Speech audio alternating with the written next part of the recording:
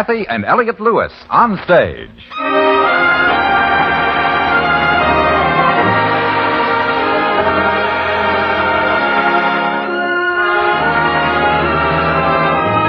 Kathy Lewis, Elliot Lewis, two of the most distinguished names in radio, appearing each week in their own theater, starring in a repertory of transcribed stories of their own and your choosing. Radio's foremost players in radio's foremost plays. Drama, comedy, adventure, mystery, melodrama. Ladies and gentlemen, Mr. Elliot Lewis.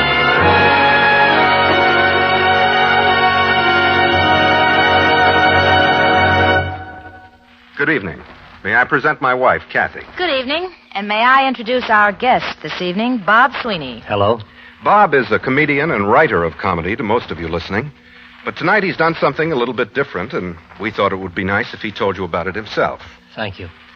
A few months ago, I got interested in the work done by policewomen on the forces of our cities, and they were kind enough to allow me to spend some time with them on their tours. I put together some of what I saw during those weeks and wrote a script called A Fifth of Tears. That's it. Which you're going to tell us tonight. With you, Kathy, playing the policewoman, and Elliot playing a Skid Row bartender. So tonight, A Fifth of Tears, written and narrated by Bob Sweeney.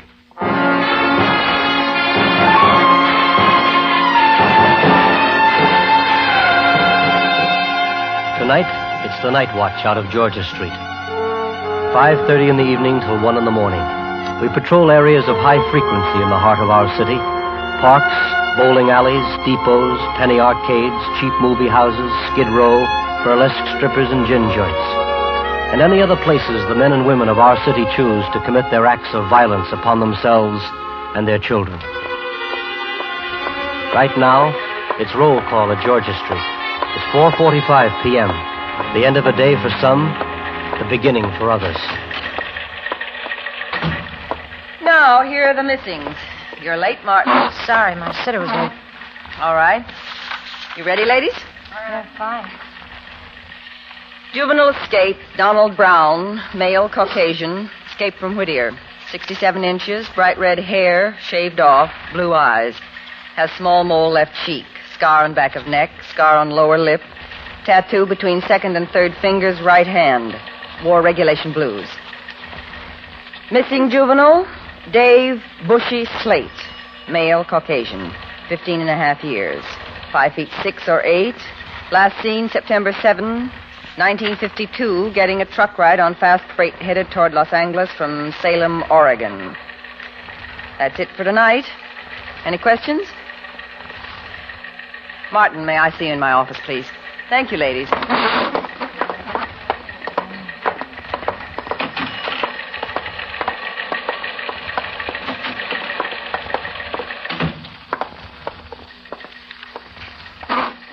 What's it all about, Franklin?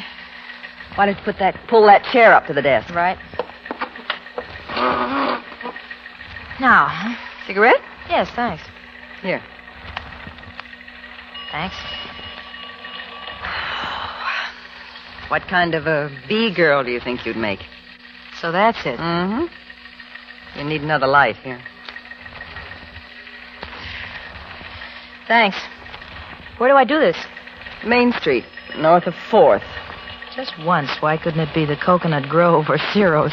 They're too respectable. Yeah. What's the matter? Don't you like our Skid Row? Not even the people who live off it like it. It's a growth. Oh, think of the tips you'll make. Thanks. Lieutenant Ogburn from Central Vice called and said they wanted a policewoman who was young, attractive, good figure, sharp and quick with the answers. And I won the beauty contest. You're blushing.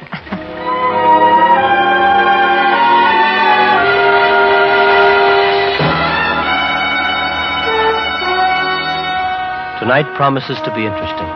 It won't be the routine patrol of clamorous streets and rag-laden alleys. Calls for the B-Wagon, shakedown cards in Pershing Square, station calls, more license numbers for the hot sheet, and curfew warnings to the little boys who should have been home but stayed to see Hoppy once more. Tonight it's a B-girl assignment. Tonight we meet Lieutenant Ogburn in the parking lot, Spring Street. Now we're in car 15JW. J for juvenile, W for women. No siren, no insignia. better go down 6th to Spring. We'll make better time with the lights.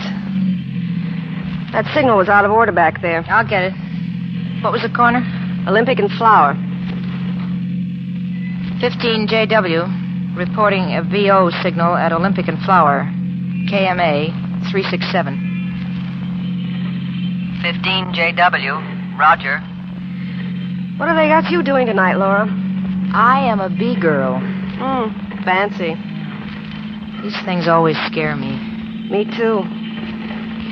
You talk about scared. Lopez and I got a call to an apartment in East Los Angeles. One of those mixtures of cooking odors and carpeting that screams, I've never been cleaned. And you believe it. Yeah, it sounds familiar. The woman was a mental case, beating up her children. Lopez took the kids down to the car and was going to put in a call for a male officer. No sooner had Lopez gotten down the steps, the woman let go with one of those Ocean Park Cupid dolls and then after me with a knife. What happened? The doll missed and I got the knife before she got to me. Wow. Must have been quite an experience.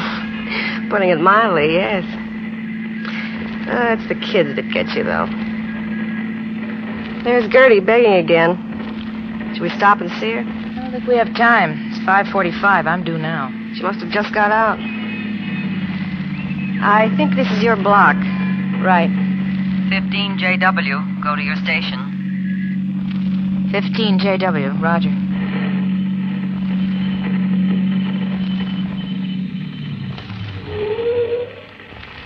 Well, here you are. Thanks for the ride, MacArthur. Take care of yourself.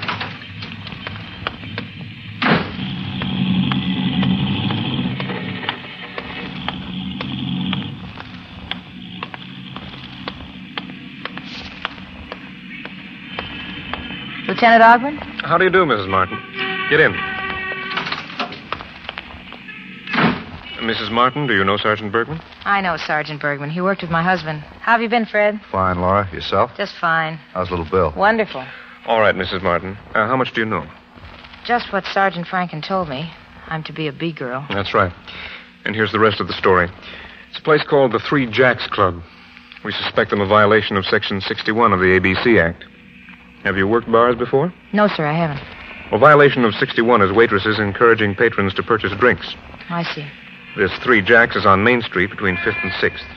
It's nothing more than a beer joint with mixed drinks, pinball machines, a jukebox, bar stools, booths, and they serve food behind a partition at the end of the bar. What am I supposed to find out? What we haven't been able to find out. We want to pull a raid, but we can't get the evidence. Every time we send a plainclothes officer in as a decoy, he's spotted. We got a break today. They ran an ad in this morning's paper for a cocktail waitress. I see. Now, you assume a phony name. Take this ad with you and see if you can get the job. I'll do my best. I'm sure you will, Mrs. Martin. Bergman, tell Mrs. Martin about Felix. Well, Felix is the night manager and one of the bartenders. Each bartender hires his own girls for his own shift. For your purposes, he's the boss. Felix. Yeah, and watch him. He knows more about running a string of bees than anybody on Main Street. You'll have to be on your toes, Mrs. Martin. Our whole action is geared to the evidence you can supply us between now and 9 o'clock this evening. Don't forget the girl, Lieutenant. Oh, yes. One other thing. There may be a juvenile angle. One of the girls on Felix's shift looks like she could be 16 or so. Or so? And she's one of those who looks like she's her older sister. I'll look for her. You won't be able to miss her. What's the procedure, Lieutenant? You apply for the job at 6 o'clock. If you don't get the job, report back to me in this parking lot not later than 6:30. If you don't report, we'll assume you have the job. In that case, Sergeant Bergman will contact you at 9 o'clock. If you have sufficient evidence for us to stage a raid, give him the nod and we'll do the rest. Any questions? No, sir, it's clear. You better leave your gun, your badge, ID, and shoulder purse with me. If you get the job, they may go through your things while you're on duty. Take off your hat. Put on these earrings and a little more makeup. Right. Here's a cheap purse for you to carry.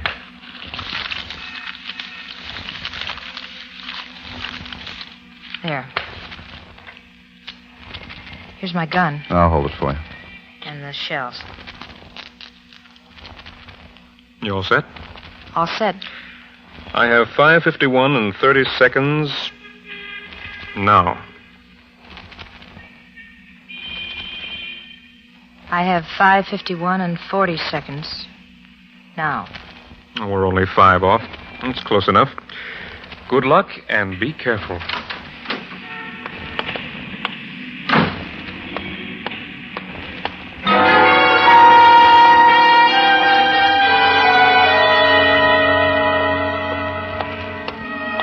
This is it. No gun, no badge, no identification. Just you. 5 years training, your wits, earrings, and a borrowed purse. Your name is Laura Martin, but not tonight. You have to pick a name. Something with L and something with M. In case you have to write it out, you'll at least start with the right letters. A name won't come to you. There's that feeling again in the pit of your stomach, hollow and empty, like you haven't eaten for a week. Laverne, Loretta, Lena, Libby, Lisa, Lola, Lola. Now M. Murphy, Mullen, Mitchell, Mitchell, Mason, Mason, Lola Mason. This is the place. It must be. The sign says Three Jacks Club. Well, here goes.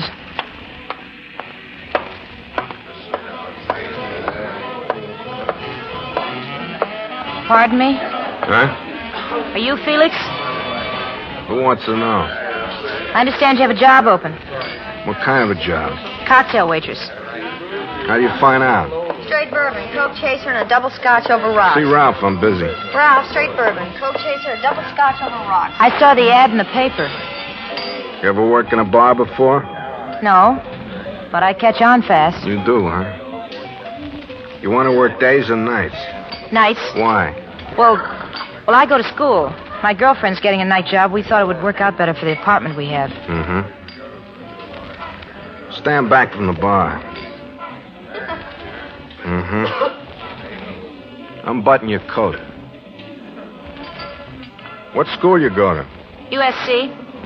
It's a pretty nice school you got there. Do I get the job? Can you start tonight? Sure. You got it.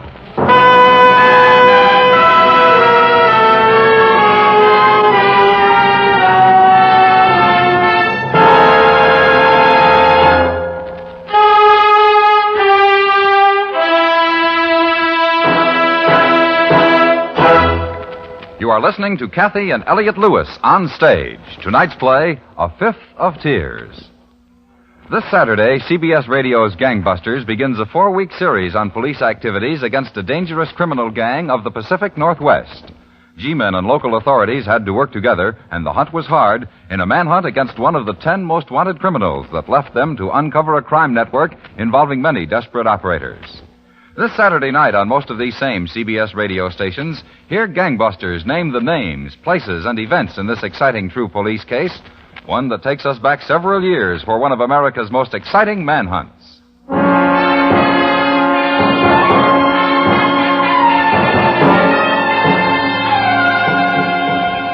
Now you're a B girl in the Three Jacks Club, because the Three Jacks is suspected of violation of 61 of the ABC Act. Waitresses encouraging patrons to purchase drinks. There's something else. One waitress is suspected of being 16 years old, a juvenile. Every vice officer who has decoyed the joint has failed.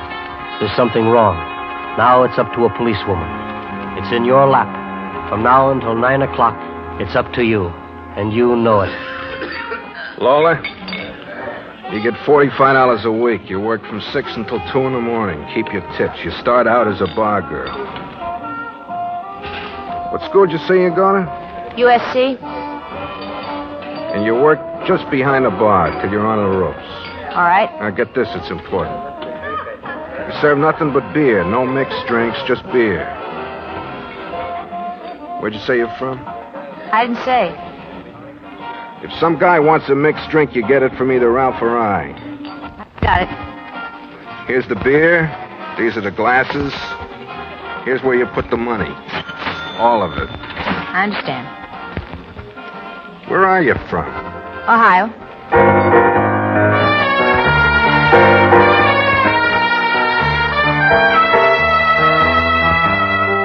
You serve beer. No mixed drinks. Just beer. You serve the guys who sit up to the bar. And you fill beer orders for the girls who are working the booths. So far, this adds up to nothing. There are 3 other girls on your shift. Rosita, Billy, and Ruth. Ruth looks like the one who might be 16. The makeup is just a little too heavy. She laughs just a little too much for a girl who's trying to be so old. And she does look like her older sister. So you serve beer, and everything goes along just like that, until one of the customers takes a fancy to you, and Felix notices it. What do you have? Give me a beer. Eastern or local? Local.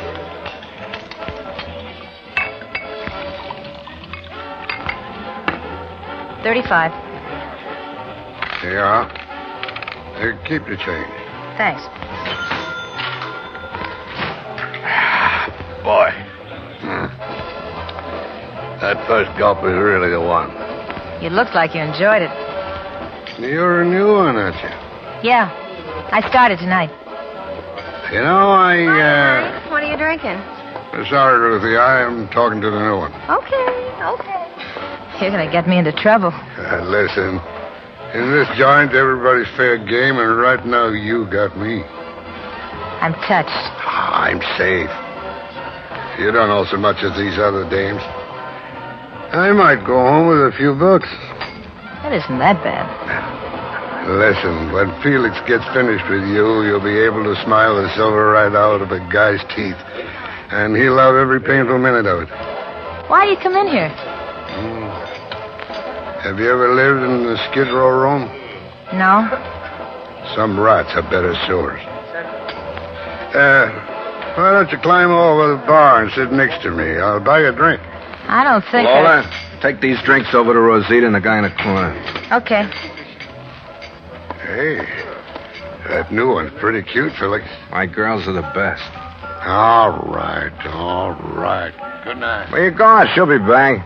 Felix, give me a bourbon with a Coke chaser and a Boilermaker. How is that one over there? It's a stiff. Make this a nightcap and send them. He's on his way. Bourbon, Coke, and a Boilermaker. Right. Hello, Ruthie. How you doing, honey? Oh, I want to talk to you, Lola. About what? That guy you had at the bar here, What about him? he liked you. So? So you gotta like him a little. I was watching you. You weren't friendly enough. But you told me Forget not... what I told you before. Listen to what I'm telling you now. You're a good-looking dame, and guys like to talk to dames like you. That's why I hired you. If a guy wants you to sit with him, sit with him. What about waiting on the customers? Look, if you get a guy and he's ripe, take him over to one of those booths. The other girls will wait on you. Oh, yeah, I understand. In a week, I'll up you to 55. You'll be making at least $60 on tips. But don't be afraid to be friendly. You're friendly, they start springing for champagne, and I get $16 a bottle for champagne. Domestic. This is all a little new to me. You'll catch on. Ruthie's been with me less than 3 months. She's making over $150. She's only a kid. Is she? Sure. It isn't how old you are, it's how smart you are. You got the stuff. Just warm up. You want to graduate, don't you? Sure. Then keep on your toes. You'll have a nice pencil box. All right. There's only one thing you got to remember. Never ask a guy for a drink. Make him ask you. Why? Because the cops don't like it. Don't let it bother you, though. I got every vice cop pegged. Anytime one of them comes in here, I'll give you the high sign. You stay away from him like he was poison. Right. Come into my office. I want to show you something.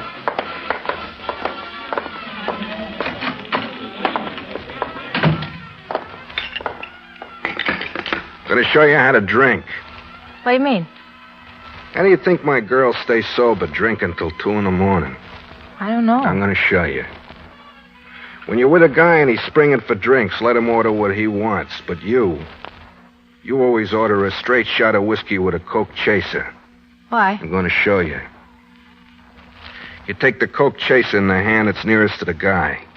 Cup your hand around the glass so he can't see how much is in it. Then drink some Coke, but hold it in your mouth. Then take the shot of whiskey and hold that in your mouth. Then go for some more Coke, but don't drink any. Let the stuff in your mouth slip back into the Coke glass. That's how you drink all night, but you don't drink. And the sucker pays $1.50 a shot. I understand. Try it. Practice with this Coke. All right.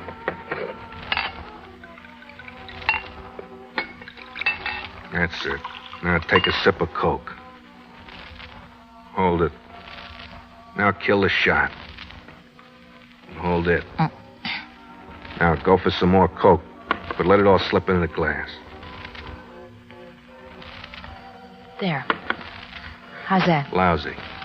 Look at the bubbles you made. You get a hold of a smart guy, you tip your mitt. Sorry. Try it again.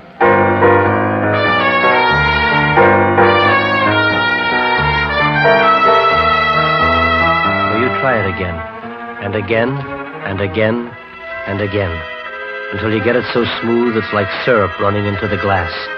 And Felix is proud of you, because you're a good-looking dame and you catch on fast. You've been on the job 2 hours and 45 minutes.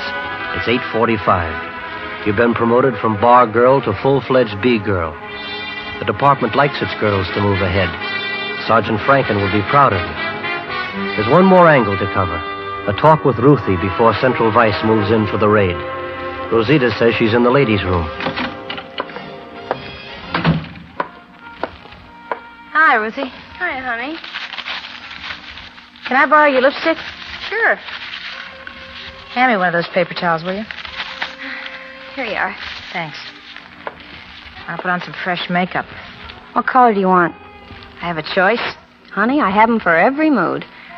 Give me one for a gal who's got the first day jitters. Here you are. Try this. Thanks. When you get onto this job, it's a snap. How long you been at it? About 3 months. Do you use mascara? Oh. Oh, honey, try it. Really gives your lids character. Where you from? Ohio.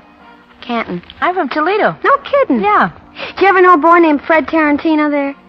No, I don't think so. That's funny. He was a bellboy in a hotel there. I met him once. Why'd you leave? The hotel? No, Canton. Oh.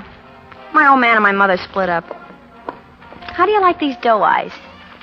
Very becoming. I think they're kind of glamorous. They split up and I went to live with my father.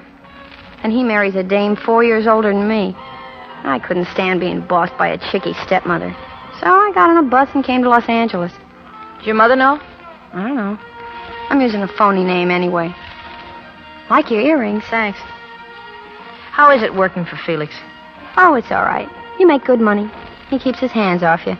It's all kind of new to me. Let me give you a tip. Stay away from the young guys. They're either slumming or they're broke. Spend your time with the old guys and the servicemen. They're lonely and they're loaded. Personally, I like the old guys. Aren't some of them pretty repulsive? Well, I don't mean the winos. I mean the baldies. I like these doe eyes on me, don't you? They're nice. You just gotta use mascara, honey. Your eyes got no character. How old are you, Ruthie? Guess. You'll never guess. You must be at least 22. See, I told you. 16, 3 months ago. No. Yeah. And for heaven's sake, keep it under your hat. Why? Felix knows. But the cops don't. And they're in here every night. They are? Sure. This ain't exactly on the up and up, you know. Oh. Come on, let's go.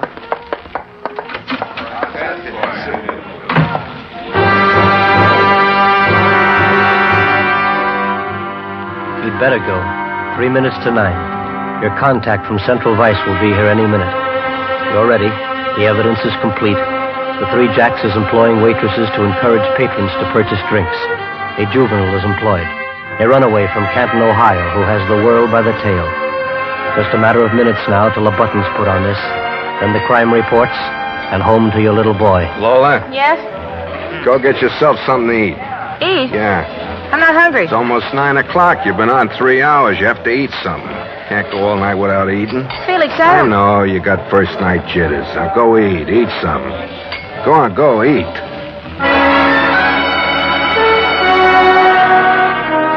Food is the furthest thing from your mind at this moment.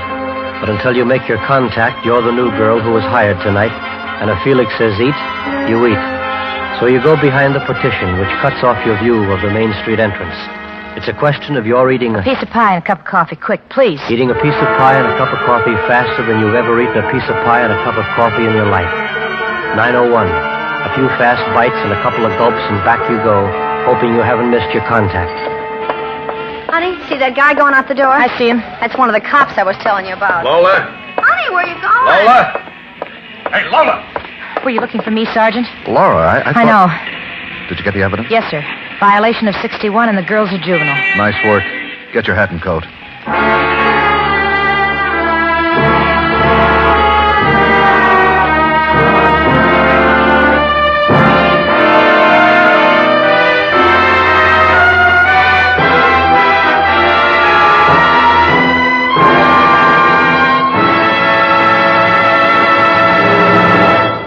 A Fifth of Tears, starring Kathy and Elliot Lewis.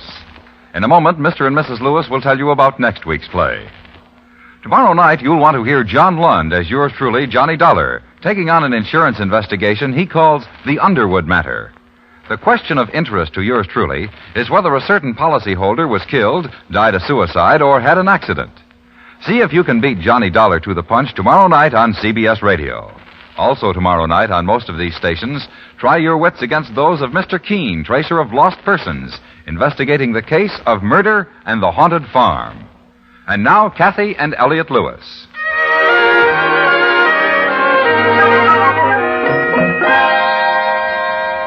Our thanks to Bob Sweeney for the script and the narrative. To policewomen Irene Tedrow and Charlotte Lawrence. Police officers Byron Kane and Hy Averback. Juvenile offender Barbara Whiting. And lonely patron Joseph Granby.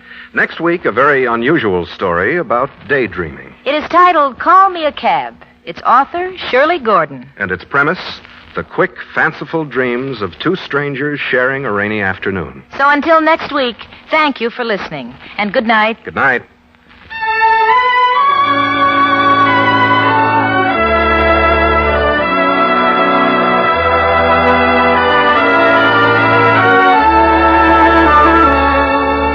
Music for tonight's story was composed by Fred Steiner and conducted by Lud Gluskin. The Kathy and Elliot theme is by Ray Noble. Kathy and Elliot Lewis on stage is transcribed and directed by Mr. Lewis. George Walsh speaking. What does the future hold for me? That's a question we all ask ourselves at one time or another. Well, the answer is security, relaxation, happiness, if we save and invest our money wisely now. And what investment could be easier, safer, or wiser than United States defense bonds? When you invest in United States defense bonds through the payroll savings plan where you work, your saving is automatic. Each payday, your fund for the future grows larger and larger. And as it grows, more and more interest is added at a new higher rate of 3% compounded semi-annually when held to maturity. What's more, every bond you invest in is as safe as the country you live in. So for your future, your family's future, your country's future, invest in United States defense bonds.